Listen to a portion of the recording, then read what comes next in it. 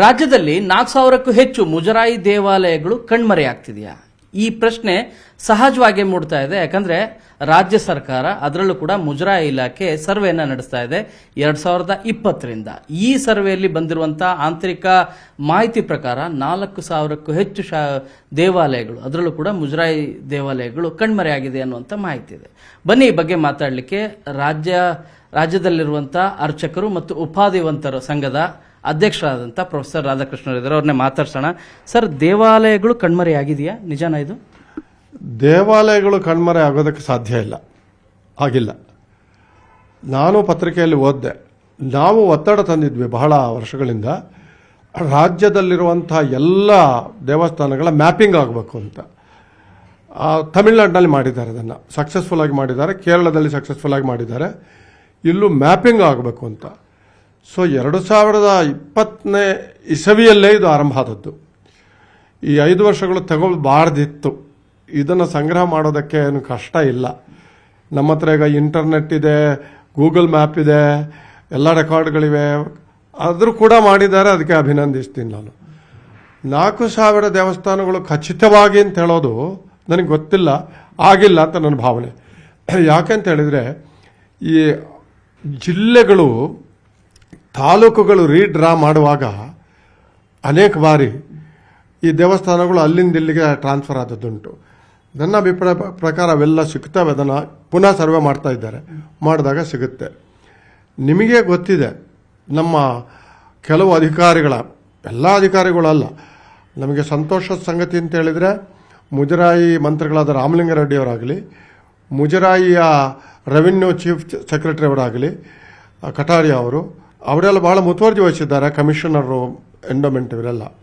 ಆದರೆ ಕೆಳಲೆವೆಲ್ಲಲ್ಲಿ ಏನಾಗ್ತದೆ ನಿಮ್ಗೆ ಗೊತ್ತಿದೆ, ಇತ್ತೀಚೆಗೆ ಕಾನೂನು ಬರೋವರೆಗೆ ಎಲ್ಲೋ ಒಂದು ಮರ್ಡರ್ ಆಗಿದ್ದರೆ ತಲೆ ಆ ಕಡೆ ಬಿದ್ದು ಕಾಲು ಈ ಕಡೆ ಬಿದ್ದರೆ ಪೊಲೀಸ್ ಸ್ಟೇಷನ್ ನೋಡಿ ಜಗಳ ಆಡ್ತಾಯಿದ್ರು. ಅಲ್ಲಿ ಬುಕ್ ಮಾಡಿಲ್ವ? ಹಾಗೇನೇ ಇಲ್ಲ ಆಗಿದೆ ಸುಮಾರು. ಈ ಮ್ಯಾಪ್ಗಳು, ವಿಲೇಜ್ಗಳೆಲ್ಲ ರೀಡರ್ ಆಗುವಾಗ ಅದು ಒಂದು ಆಗಿರ್ಬೋದು. ಅದಲ್ಲದೆ ಇನ್ನೊಂದು ಆಗಿರ್ಬೋದು. ಕೆಲವು ಕಡೆ ಯಾವಾಗ ಈ ಮುಜರಾಯಿ ಇಲಾಖೆಗಳನ್ನು ನಾವು ಪಟ್ಟಿ ಮಾಡಿದ್ದು? ಬ್ರಿಟಿಷರ ಕಾಲದಲ್ಲಿ ಇದೆಲ್ಲ ಪಟ್ಟಿ ಆದದ್ದು. ಆದ ಕಾರಣ ಈ ಪಟ್ಟಿಯ ವಾಸ್ತವಿಕವಾದಂಥ ಎಕ್ಸಿಸ್ಟೆನ್ಸನ್ನು ಈಗ ಸರ್ವೆ ಮಾಡ್ತಾ ಇದ್ದಾರೆ. ಆದ ಕಾರಣ ನಾವು ಹೇಳ್ತೀವಿ 38,000 ದೇವಸ್ಥಾನ, 34,000 ಸಿ ದೇವಸ್ಥಾನಗಳು, 36 ಅಂತಾರೆ, 34 ಅಂತಾರೆ, 38 ಅಂತಾರೆ. ನಿಖರವಾದ ದಾಖಲೆ ಈಗ ಆಗಬೇಕಾಗಿದೆ. ಆದ ಕಾರಣ ಒಂದೇ ಸಮಯ 4,000 ಕಣ್ಮರೆ ಅನ್ನುವಂಥದ್ದು ಸರಿಯಲ್ಲ. ಎಲ್ಲ ಜಿಲ್ಲೆಗಳಿಂದ ಬಂದಂಥ ವರದಿಯ ಹಿನ್ನೆಲೆಯಲ್ಲಿ ಈಗ ಹೇಳ್ತಾ ಇರೋದು 4,000 ಸಮಥಿಂಗ್. ಅದರಲ್ಲೂ ಬೆಳಗಾವಿಯಲ್ಲಿ ಅತಿ ಹೆಚ್ಚು 1,700 ದೇವಾಲಯಗಳು. ಏನಾಗಿದೆ, ಅನೇಕ ದೇವಸ್ಥಾನಗಳಿಗೆ ಒಂದು ಕಾಲದಲ್ಲಿ ಮುಜರಾಯಿ, ಆಮೇಲೆ ಮುಜರಾಯಿಯ ಲೆಕ್ಕದಲ್ಲೇ ಇಲ್ಲ. ಮೂಲ ಮದರ್ ಡೀಡ್ ಅಂತ ಹೇಳ್ತೀವಲ್ಲ, ಮದರ್ ಡಾಕ್ಯುಮೆಂಟಲ್ಲಿ ಮುಜರಾಯಿ. ಆಮೇಲೆ ಮುಜರಾಯಿ ಅವರಿಗೆ ತಲೆನೇ ಹಾಕಲಿಲ್ಲ, ಅಲ್ಲಿ ತಸ್ತಿಕುಗಳು ಹೋಗೋದಿಲ್ಲ, ಯಾವುದೂ ಹೋಗೋದಿಲ್ಲ. ಆಗ ಊರಿದನ ಏನೋ ಮಾಡ್ಕೊಂಡು ಮಾಡಿದ್ದಾರೆ ಅಲ್ಲಿ ಕಮಿಟಿಗಳು. ಹೀಗಾದದ್ದು ಇದೆ. ಅದು ಅಸ್ತಿತ್ವವೇ ಇಲ್ಲದಂತಹ ಕೆಲವು ದೇವಸ್ಥಾನಗಳು ಅಂತ ಅಂದ್ಕೊಂಡು ಅದು ಏನಾಗಿದೆ ಗೊತ್ತಿಲ್ಲ. ಈಗ ಮಾಡಿದರೆ ನಮಗೆ ಲೆಕ್ಕ ಸಿಗ್ತದೆ. ಈಗ ಮ್ಯಾಪಿಂಗ್, ಗೂಗಲ್ ಮ್ಯಾಪಿಂಗ್ ಮಾಡೋಕ್ಕೆ ನಾವು ಹೇಳಿದ್ದೀವಿ. ಈಗ ಹಾಗಾದರೆ ತಾವು ಹೇಳ್ತಾ ಇರೋದು 34,000 ದೇವಾಲಯಗಳು ಇಲ್ಲವೇ ಇಲ್ಲ ಅಂತನಾ ಹೇಳ್ತಾ ಇರೋದು? 34,000 ದೇವಸ್ಥಾನಗಳಿದೆ. 34,000ವೇ, 34,000 10, 35,000ವೇ ಅನ್ನೋದು ನಿಖರವಾಗಿ ಗೊತ್ತಾಗಬೇಕಾಗ್ತದೆ. ಎಲ್ಲರೂ ಹೇಳೋದು ಒಂದು ಅಂದಾಜಿನಲ್ಲಿ. ದುಃಖದ ಸಂಗೀತವರೆಗೆ ಇತ್ತೀಚಿನವರೆಗೆ 1 ವರ್ಷದವರೆಗೆ ಮುಜರಾಯಿ ಇಲಾಖೆಯಲ್ಲಿ ಸಂಪೂರ್ಣವಾದ ದಾಖಲಾತಿಗಳೇ ಇಲ್ಲ. ಎ ದೇವಸ್ಥಾನಗಳ ದಾಖಲಾತಿ ಇದೆ, ಬಿ ಇದೆ, ಸಿ ದೇವಸ್ಥಾನಗಳ ದಾಖಲಾತಿಗಳು ಪಕ್ಕಾ ಇಲ್ಲ. ಅಲ್ಲ, ಆ ಕಾರಣಕ್ಕಾಗಿ ಸರ್ವೆ ಆಗ್ತಾ ಇರೋದು. ಬಟ್ ಸರ್ವೆಯಲ್ಲಿ ಬಂದಂತ ವಿಷಯ ಇದೆಯಲ್ಲ, 4,000 ದೇವಾಲಯಗಳು. ನಾನು ಹೇಳ್ತೀನಿ, ಈ 4,000 ಅನ್ನೋದು ದೇವಸ್ಥಾನಗಳ ಪಟ್ಟಿ ಮಾಡಬೇಕು. ಅವರು ಪಟ್ಟಿ ಮಾಡಿ ಅದನ್ನು ಮ್ಯಾಪಿಂಗ್ ಮಾಡಬೇಕು. ಮ್ಯಾಪಿಂಗ್ ಮಾಡಿ ಅದರ ಮೂಲ ಮದರ್ ಡೀಡ್ಗಳನ್ನು ತೆಗಿಬೇಕು. ಒಂದು ದೇವಸ್ಥಾನಕ್ಕೆ ಒಂದು ಜಮೀನಿದೆ, ಆ ದೇವಸ್ಥಾನದ ಜಮೀನುಗಳೆಲ್ಲ ಭೂ ಸುಧಾರಣೆಯಲ್ಲಿ ಹೋದರೂ ಕೂಡ ದೇವಡಿರುವಂಥ ಜಾಗಕ್ಕೆ ಒಂದು ಖಾತವ ಪಂಚಾಯತ್ ರೆಕಾರ್ಡ್ ಇರ್ತದೆ ಒಂದು. ಅದನ್ನು ಕೂಡ ನಮ್ಮ ಕೆಲವು ಸೋಮಾರಿ ಅಧಿಕಾರಿಗಳು ಯಾವುದೋ ಒಂದು ವಿಲೇಜ್ ಅಕೌಂಟೆಂಟಿಗೋ ಅವ್ರಿಗೆ ಕೊಟ್ಟರೆ ಅವರು ಮಾಡಿಲ್ಲ. ಉದಾಹರಣೆ ಬೆಂಗಳೂರು ರೂರಲ್ ನಗರವ ತಗೊಳ್ಳಿ, 5 ದೇವಸ್ಥಾನ ಇದೆ ಸಿ ಅಂತ ಹೇಳ್ತಾರೆ. 5 ಅಲ್ಲ, ನೀವು ಚಿಕ್ಕಪೇಟೆ ಒಳಗಡೆ ಹೋಗಿ ಅಲ್ಲಿ ಎಷ್ಟು ದೇವಸ್ಥಾನಗಳಿದೆ ನೋಡಿ, ಎಷ್ಟು ಭೂ ಕಬಳಿಕೆ ಆಗಿದೆ ನೋಡಿ.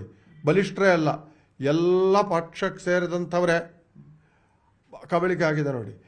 ಅಲ್ಲದೆ ಕೆಲವರದು ಪಟ್ಟಭದ್ರ ಹಿತಾಸಕ್ತಿಗಳು ಇಲ್ಲ ಅಂತ ಹೇಳಕ್ಕೆ ನಾನು ಇದು ಮಾಡೋದಿಲ್ಲ, ಅದು ಅದಕ್ಕೂ ಸಾಧ್ಯ. ಹಾಗಿದ್ರೆ ಅವರ ಮೇಲೆ ಆಕ್ಷನ್ ತಗೊಳ್ಬೇಕು. ಕಣ್ಮರೆ ಆಗಿದೆ ಅಂದರೆ ಕಣ್ಮರೆಯಾಗಿ ಅದು ಬೇರೆಲ್ಲ ಹೋಗಿದೆ ಅಂತಲ್ಲ, ಕಬಳಿಕೆ ಆಗಿರಬಹುದು ಈ ದೇವಸ್ಥಾನಗಳನ್ನು.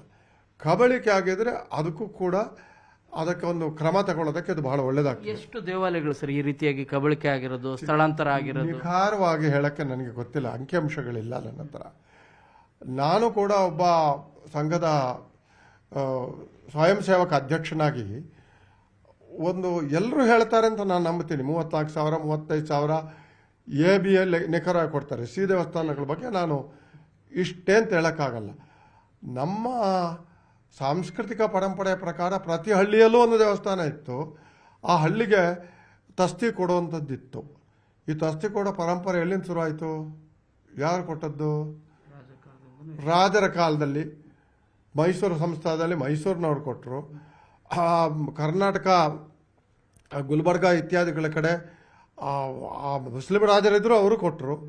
ರಾಜಕಾರಣವೇನೋ ಕೊಟ್ಟರು ಅವರೆಲ್ಲ. ಈಗ ಪ್ರಶ್ನೆ ಇರೋದು ಏನಂದ್ರೆ ಬಹಳ ಸಿಂಪಲ್, ದೇವಾಲಯಗಳು ಇದೆಯಾ ಇಲ್ಲ ಅನ್ನೋದು ಈಗ ದೊಡ್ಡ ಪ್ರಶ್ನೆ ಆಗ್ತಿರೋದು. ನಾನು ಪುನಃ ಒತ್ತಿ ಹೇಳ್ತೀನಿ, ದೇವಸ್ಥಾನಗಳು ಇದ್ದೇ ಇದೆ. ಯಾಕಂದ್ರೆ ಆ ದೇವಸ್ಥಾನಗಳ ಜಾಗ ಇದೆ. ಯಾವ ಸ್ಥಿತಿಯಲ್ಲಿದೆ ಅಂತ ಹೇಳಕ್ ಬರೋದಿಲ್ಲ, ಎಲ್ಲಿದೆ ಅಂತ ಹೇಳಕ್ ಬರೋದಿಲ್ಲ. 4,000ದಲ್ಲಿ ಕೆಲವು ದೇವಸ್ಥಾನಗಳನ್ನು ಪಟ್ಟಭದ್ರ ಹಿತಾಸಕ್ತಿಗಳು ವಶಪಡಿಸಿಕೊಂಡಿದ್ದರೂ ಇರಬಹುದು.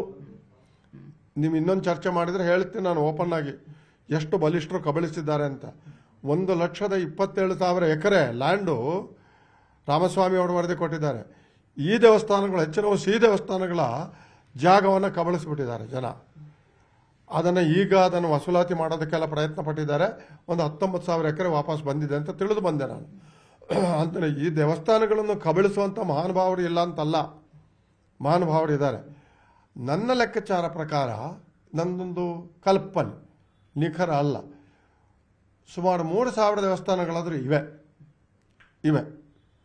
ಲೆಕ್ಕ ಹಾಕಬೇಕು. ಯಾವುದೋ ಒಂದು ಹಳ್ಳಿಯಲ್ಲಿ ಸಣ್ಣದೊಂದು ಮುತ್ಯಾಲಮ್ಮನ ದೇವಸ್ಥಾನ ಇದೆ, ಕಣ್ಣಿಗೆ ಬರೋದಿಲ್ಲ, ಜನಕ್ಕೆ ಗೊತ್ತಿಲ್ಲ, ಹಳ್ಳಿಯವ್ರಿಗೆ ಗೊತ್ತಿಲ್ಲ. ಅಲ್ಲಿ ಕಾಡು ಮೇಡುಗಳು ಸೇರ್ಕೊಂಡು ಅಲ್ಲೆಲ್ಲ ಸೇರ್ಕೊಂಡು ಒಂದು ದೇವಸ್ಥಾನದ ಕುಂಟೆ ಇರುತ್ತದೆ ಅಲ್ಲಿ. ಈಗ ನಮ್ಮ ಇವರೇನು ಮಾಡಬೇಕು, ಮುಜರಾಯಿ ಇಲಾಖೆಯವರು ಗೂಗಲ್ ಮ್ಯಾಪಿಂಗ್ ಮಾಡಿ ಆ ಸ್ಥಳದ ಇದನ್ನು ತೆಗೆದ್ರೆ ಈ ಕನ್ಫ್ಯೂಷನ್ಸ್ ಎಲ್ಲ ಹೋಗುತ್ತೆ. ಅಲ್ಲ, ತಾವು ಹೇಳ್ತಿದ್ರಿ ಒಂದು ಕಲ್ಪನೆ ಅಂತ ಹೇಳ್ತಾ ಇದ್ದೀರಿ. ವಾಸ್ತವವಾಗಿ ತಾವೇ ಹೇಳಿದ್ರಿ, ಈ ಹಿಂದೆ ಬ್ರಿಟಿಷ್ ಕಾಲದಲ್ಲಿ ಎಲ್ಲ ದೇವಾಲಯಗಳನ್ನ ಎಲ್ಲ ಒಂದು ಲೆಕ್ಕ ಮಾಡಿರೋದು ಅದಕ್ಕಿಂತ ಹಿಂದೆ.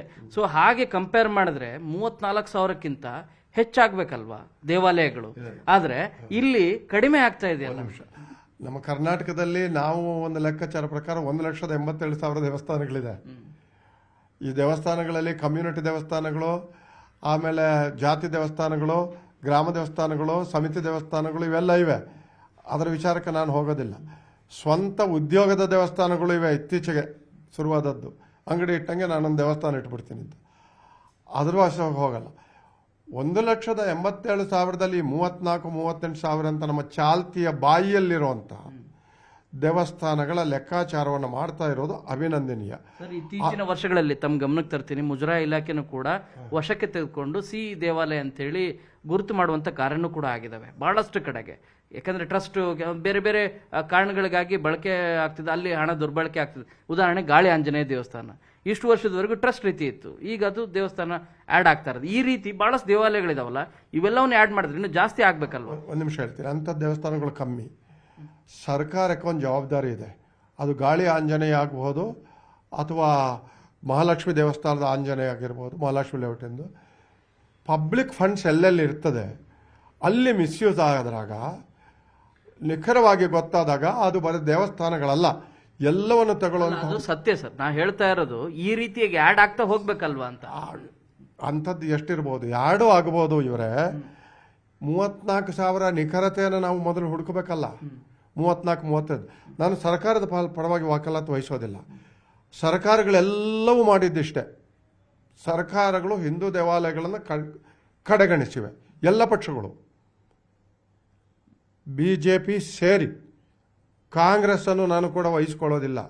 ಆದರೆ ಇತ್ತೀಚೆಗೆ ರಾಮಲಿಂಗಾರೆಡ್ಡಿಯವರು ಮಾಡುವಂಥ ಒಳ್ಳೆ ಕೆಲಸವನ್ನು ನಾನು ಒಪ್ಕೋತೇನೆ. ನಿಮ್ಮ ಆಗ್ರಹ ಏನು ಸರ್ ಈಗ ಸರ್ಕಾರಕ್ಕೆ? ನನ್ನ ಆಗ್ರಹ ಏನಂದರೆ ಪ್ರತಿಯೊಂದನ್ನು ಮ್ಯಾಪಿಂಗ್ ಮಾಡಿ ಖಾತಾಗಳು ಎಲ್ಲಿಲ್ಲೋ ಅದನ್ನು ಒಂದು ಎಕ್ಸಿಸ್ಟೆನ್ಸ್ ಮಾಡಿ ಸಣ್ಣ ದೇವಸ್ಥಾನಗಳು ಕಣ್ಮರೆ ಆಗೋದಲ್ಲ, ಕಣ್ಣಿಗೆ ಕಾಣದ ದೇವಸ್ಥಾನಗಳು 1000 ದೇವಸ್ಥಾನಗಳಿದೆ. ನೀವು ಚಿಕ್ಕಮಗಳೂರು ಜಿಲ್ಲೆಗೆ ಹೋದರೆ ಒಂದು ಹಳ್ಳಿಯಲ್ಲಿ 3-4 ಮಂದಿರಗಳು ಸಿಗ್ತವೆ. ಕೆಲವು ಮಂದಿರಗಳಲ್ಲಿ ಏನೂ ಇಲ್ಲ, ವಿಗ್ರಹ, ಕೆಲವು ವಿಗ್ರಹ ಚೋಡರು ತಗೊಂಡಿದ್ದಾರೆ ಗೊತ್ತಿಲ್ಲ. ನಮ್ಮ ಬೇಲೂರು ಹೊಯ್ಸಳರ ಶಿಲ್ಪಕಲೆಯದ್ದು ಕಾಡು ಮೇಡುಗಳು ಬೆಳ್ಕೊಂಡ್ಬಿಟ್ಟಿದ್ವಿ, ಅಲ್ಲಿ ಕಾಡಿನಲ್ಲಿವೆ. ಸರ್ಕಾರದ ಜವಾಬ್ದಾರಿ ಅಂದರೆ ಲ್ಯಾಂಡ್ ರೆಕಾರ್ಡ್ಸ್ ಈಗ ಪಕ್ಕ ಆಗ್ತಾ ಇದೆ. ಐ ಕಾಂಪ್ಲಿಮೆಂಟ್ ದ ರೆವೆನ್ಯೂ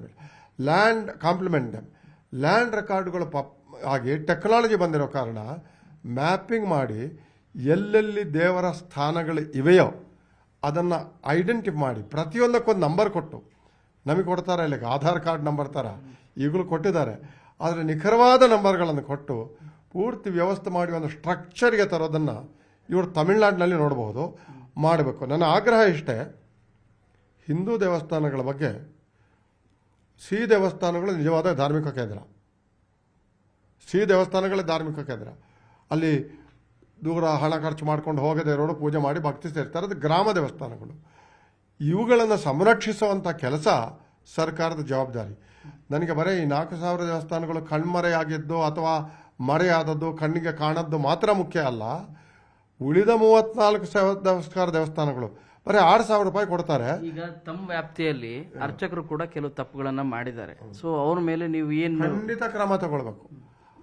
ಅಂಥವ್ರ ಜನಸಂಖ್ಯೆ ಭಾಳ ಕಮ್ಮಿ, ಮೇ ಬಿ 0.05% 1% ಇದ್ದರೆ ಕೆಲವು ಅರ್ಚಕರು 2 ದೇವಸ್ಥಾನಗಳ ಹೆಸರನ್ನು ತೋರಿಸಿ ರಿಜಿಸ್ಟರ್ ಮಾಡಿದ್ದೆ, ಒಂದೇ ದೇವಸ್ಥಾನ. ಅಂಥದ್ದು ನಮ್ಮ ಗಮನಕ್ಕೆ ಬಂದಿದೆ. ಅದನ್ನು ನಾವು ಒತ್ತಾಯ ಮಾಡಿದ್ದೀವಿ ಇವ್ರ ಹತ್ರ, ಇಲಾಖೆ ಹತ್ರ. ಇವ್ರು ಏನು ಮಾಡಬೇಕು, ಆ ವೀಡನ್ನೆಲ್ಲ ತೆಗೆದು ಬಿಡಬೇಕು. ಅದು ಯಾರೇ ಆಗಲಿ ಆ ದೊಡ್ಡ ಅಧಿಕಾರಿಗಳ ಹತ್ರ ಮಾತ್ರ ಜೇನುಗೂಡು ಅಂತಾರೆ. ಆಗ ನಾನು ಹೇಳ್ತೀನಿ, ಜೇನುಗೂಡಿಗೆ ಕೈ ಹಾಕಿದ್ರೇ ಜೇನು ಸಿಗೋದು. ಆ ಜೇನು ನಮಗೆ ಬೇಡ, ಸಮಾಜಕ್ಕೆ ಬೇಕು. ನಮ್ಮ ಆಗ್ರಹ, ನಮ್ಮ ಸಂಘದ್ದೇನೆಂದರೆ, ನಂದು ದೀಕ್ಷಿತರು, ನಮ್ಮ ಸೆಕ್ರೆಟರಿ ಅವ್ರದ್ದು ಮತ್ತು ಎಲ್ಲರದು, ಹಿಂದೂ ದೇವಸ್ಥಾನಗಳದ್ದು ಯಾವುದು ಕಣ್ಮರೆ ಹಾಕೂಡ್ದು. ಯಾರಾದರೂ ಕಣ್ಮರೆ ಮಾಡಿದರೆ ಅವ್ರ ಮೇಲೆ ಆ್ಯಕ್ಷನ್ ತಗೊಳ್ಬೇಕು, ಅದು ಸ್ಪಷ್ಟ. ಆದರೆ ಆ ಕಣ್ಮರೆ ಆಗಿದೆ ಇಷ್ಟು ಅಂತ ಅನ್ನೋದಕ್ಕೆ ಒಂದು ದಾಖಲಾತಿ ಬೇಡವೆ? ಆ ದಾಖಲಾತಿ ಬೇಕು, ಅದು ಬೇಕು. ಒಂದು ಹೋರಾಟ ನಡಿಬೇಕು.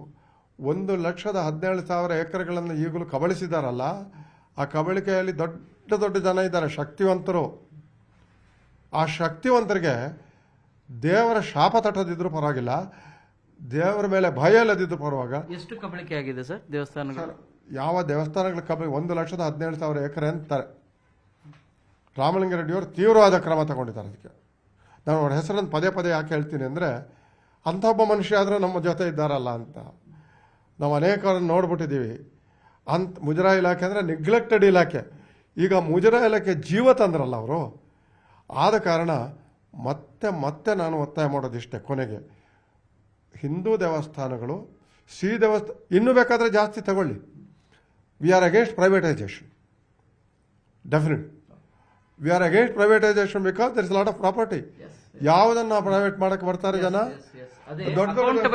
ಅಕೌಂಟಬಿಲಿಟಿ ಬೇಕಾಗಿದೆ. ಇಲ್ಲಿವರೆಗೂ ಎಷ್ಟು ಸಂಖ್ಯೆ ಇದೆ ಅನ್ನೋದ್ರ ಬಗ್ಗೆ ಸರಿಯಾದಂಥ ಮಾಹಿತಿ, ದಾಖಲೆ ಇಲ್ಲ. ಆ ದಾಖಲೆ ಮಾಡುವಂಥ ಕಾರ್ಯವನ್ನು ಸರ್ಕಾರ ಮಾಡ್ತಾ ಇದೆ. ಸಾಧ್ಯ ಆದಷ್ಟು ಬೇಗ ಮಾಡಲಿ ಹಿಂದೂ ದೇವಾಲಯಗಳ ರಕ್ಷಣೆ. ಅದರಲ್ಲೂ ಕೂಡ ನಿಜವಾಗ್ಲೂ ಬಡವರು, ಮಧ್ಯಮ ವರ್ಗದವರು ಹೋಗಬೇಕಾದಂಥ ಮುಜರಾಯಿ ಇಲಾಖೆಯ ದೇವಾಲಯಗಳಿದ್ದಾವೆ, ಇವುಗಳ ರಕ್ಷಣೆ ಆಗಲಿ, ಇನ್ನಷ್ಟು ಜಾಸ್ತಿ ಆಗಲಿ ಹೊರತು ಕಡಿಮೆ ಮಾತ್ರ ಆಗ್ಲಿಕ್ಕೆ ಸಾಧ್ಯನೇ ಇಲ್ಲ ಅನ್ನುವಂಥ ಆಗ್ರಹವನ್ನು ವ್ಯಕ್ತಪಡಿಸ್ತಾ ಇದ್ದಾರೆ. ಬೆಂಗಳೂರಿಂದ ಕ್ಯಾಮರಾ ಪರ್ಸನ್ ಗುರುಶೇಖರ್ ಜೊತೆ ಶರಣು ಹಂಪಿ, ನ್ಯೂಸ್ 18.